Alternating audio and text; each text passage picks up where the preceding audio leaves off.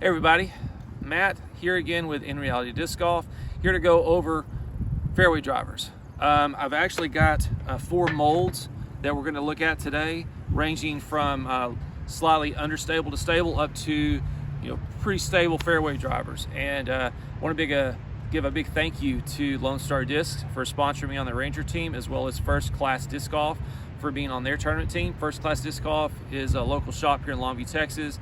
Yes, they carry Lone Star Discs, but a lot of other good brands too. Great staff, great selection. I actually think it's the largest selection of disc golf in East Texas. So I would encourage you to check that out if you get a chance.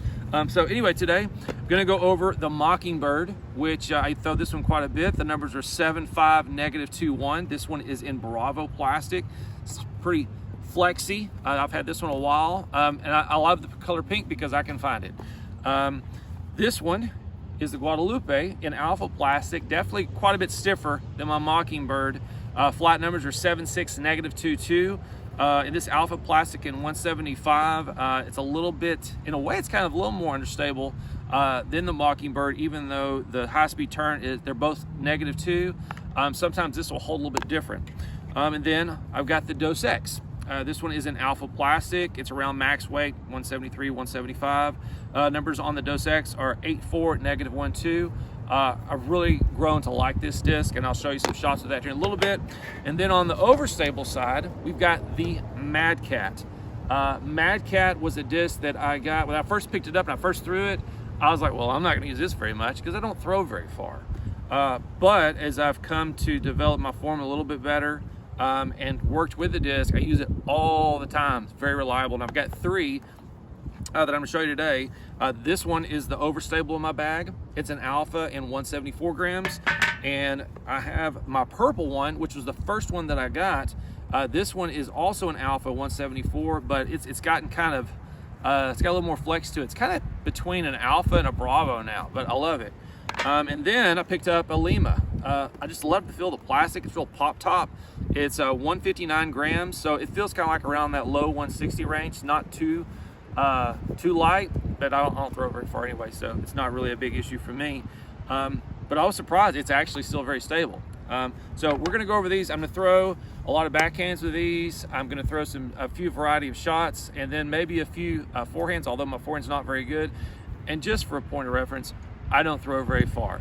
350 feet is really good for me, and that's like with a curl on a great day. Most of my shots are going to be right around 300, so just kind of take that into consideration when you see me throw these shots. But a lot of the guys around my age bracket that I play with in C-tier events, I usually play in MA40 and our minis we have here in Longview. We're all kind of in the same boat as far as distance, so hopefully some of you guys out there that are watching this, maybe that'll help you out. If you can blast one out 450 feet, this may not be the best video for you, but hey, who knows? So without further ado, let's take a look at these. I'll do a few shots, and then you can decide what might be best for your bag. Okay, everybody, we're going to start off with a Mockingbird first. I got a make-believe hole down here. The large sweet gum tree down the left, the small pine tree to the right. That's the gap I'm going to try to hit. I'm going to go Mockingbird, then the Guadalupe, and then the Dos Equis. So I'm going to try to throw it downhill. A little bit of a tailwind, not much right now, but we'll see how they fly.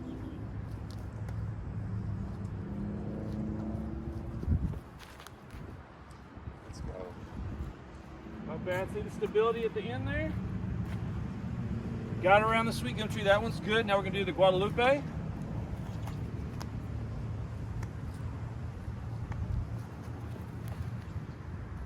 And that one's got a little more high-speed turn. Fan on brand. Wasn't expecting that, were you? Now they got the Dos Equis. I'm going to have to put this one a little more right because this will finish a little bit harder on the left side.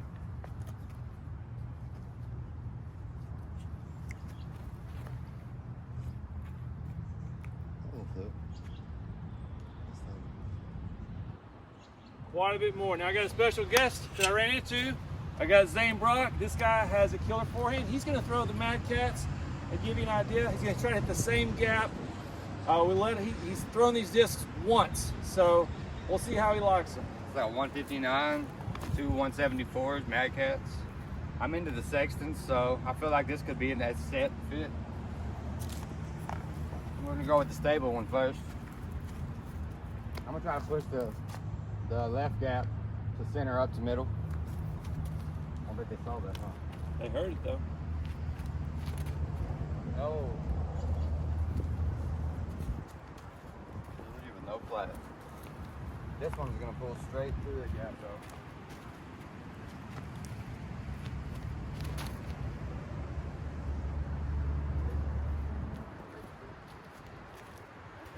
So good. All right. Now this little guy, be easy, Be Dan. gentle. Be easy. It flowed just the same, and I used maybe 30%. Maybe. So what do you think? What do you think about the Mad Cat? Somebody that's a forehand dominant player. Well, like I said earlier, my sextons, all of them are broke in right now, so they're all pulling left hard right now, and these they're right on stability. They're right on the stability of the sexton when it's new, you know. You know all those discs I've been throwing in my bag for over a year now. Yeah. So what does that tell you? Durable plastic versus load. There you go. What's your PDJ number again? 239 749. Yep. Y'all follow me's been doing big things. Yeah. So, all right. So we're gonna do forehands. I'm gonna do a forehand this time. Zane's do his forehand. No basket down there, so don't look for it. But you can see the road. So what we're gonna try to do is do flick shots, get in the road and have it follow back around. Now I'm gonna try to do some forehand flicks with 3 discs that aren't exactly too stable. I'm gonna start off with the Mockingbird first, then go to the Guadalupe and the Dos Equis and just try to do a little touchy shot to get up there and play. So if I mess up, don't laugh. Think she's okay? Yeah, she's fine.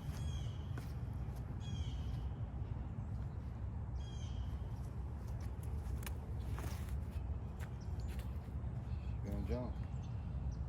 Not so good. Let's try that again. To the Guadalupe. Don't hit your dog. Push the right side so it'll flip left.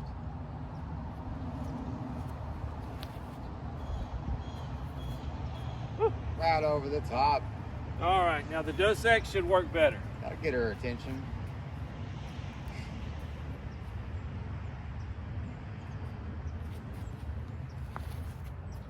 Yeah. That's flex. There we go. Push the right.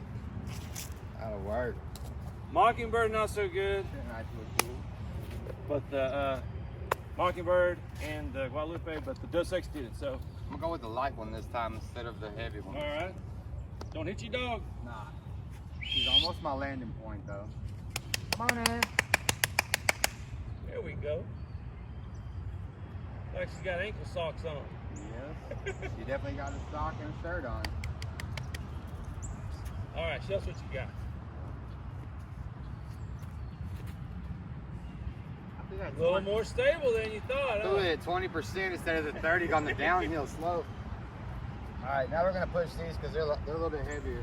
I'm gonna go with the straight flyer. Run it. Easy peasy. Beautiful.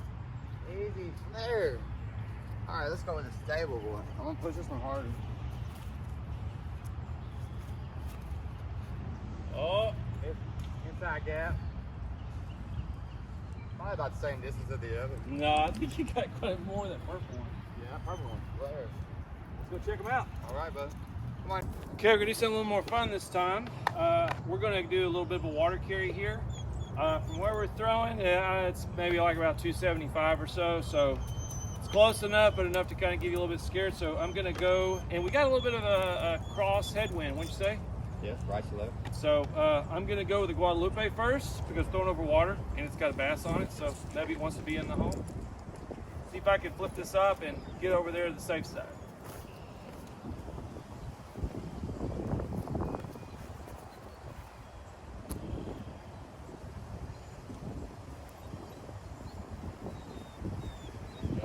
Good.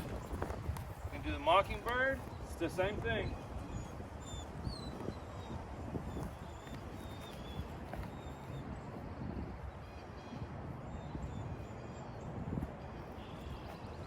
Nice. Quite a bit more glide. And now the Dos Equis. We just throw this one flat. It's got stability.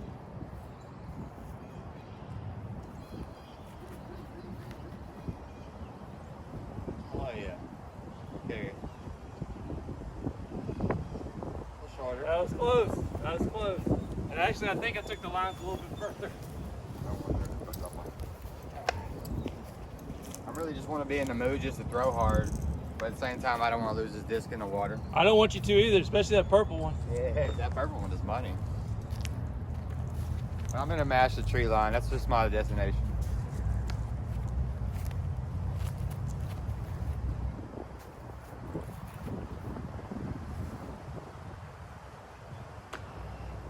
Bro, I barely made it. Yep. I got the tree, bro. Alright, this one in Mash City.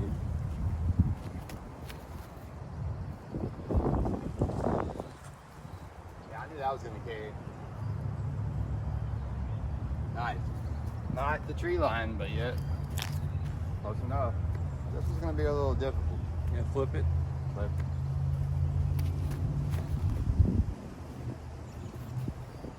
don't stall. Safe. Hey. Hilarious. All right, man. So, what's your take on the Mad Cat? On a scale of 1 to 10, I give it a good 8.9. Hey. So you'd recommend it to a forehand player? Of course. What would you? I'd give it a 10 if it was in of them. You throw a lot of plastic. What would you be what would you say is the closest comparison to those you threw? It feels like a Thunderbird to me, if I was to say interval. Definitely, but it doesn't have the carry like the interval. It has the carry like a Sexton Firebird. It's good accuracy placement disc. Yeah, once you learn it, because I definitely don't have the skill to learn that one at the moment. Yeah, for somebody that just picked one up, it's doing pretty good. Yeah. Oh, by the way, everybody, this is Annie dog. Call her Andrea. I really want to let her go because I don't like her on a chain. Well, she's a good dog. Great dog.